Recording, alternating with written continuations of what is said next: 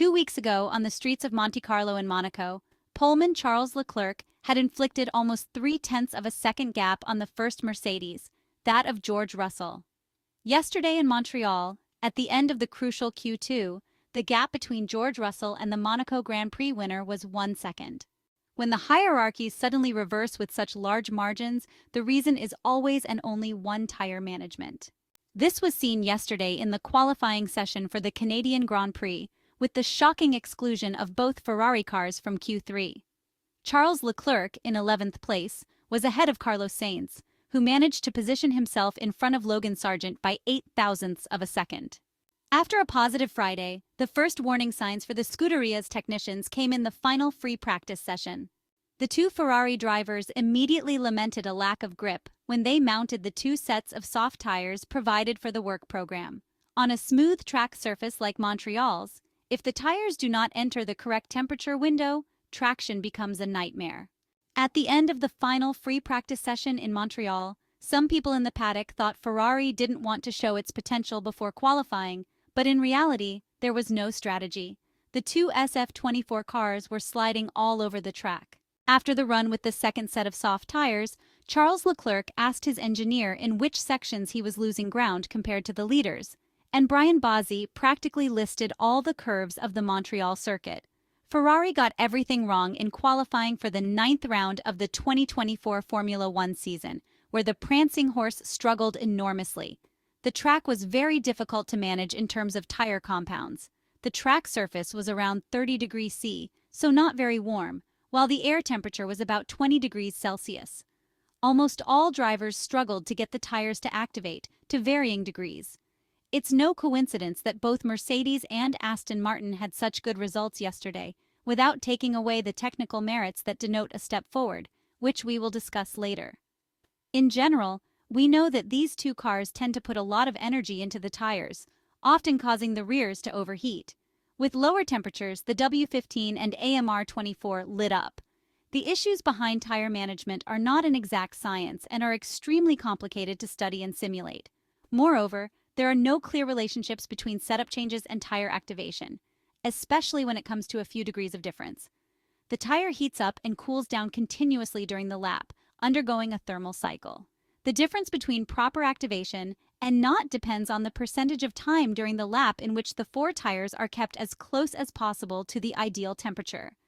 It's no coincidence that team principal Frédéric Vasseur spoke specifically about pressures after qualifying. The relationship between temperature and pressure is direct and very close.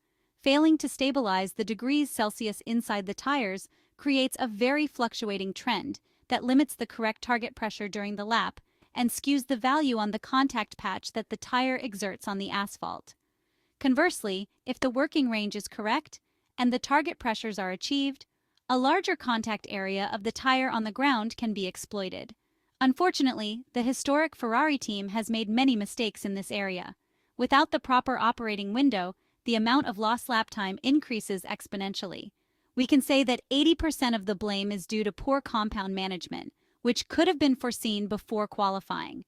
The SF-24 single-seater puts less energy into the tire, which is why it struggles more to find the correct temperature. Now that we have a clearer understanding of the tire issue, we can talk about the pure performance of the cars, net of the tire variable.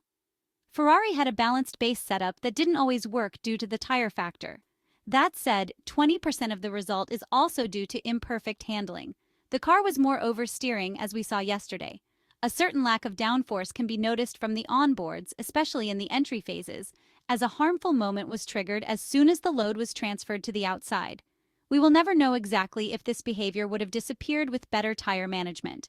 One could also point to less rear downforce, which is true because Ferrari wanted to optimize top speeds. The SF-24 single-seater was not the only one to have a lack of rear grip. Mercedes also had a fairly light rear end, but overall optimal tire usage allowed George Russell a very good lap. This is why the tire factor is the most important and will remain so for the next races. Mercedes managed to contain the oversteer well, providing the drivers with a car with good balance between the two axles. Excellent entry for the W15, which gained a lot in this phase. The only other car at this level was Max Verstappen's Red Bull. while Ferrari lost a lot in this phase but managed to recover in traction in some cases.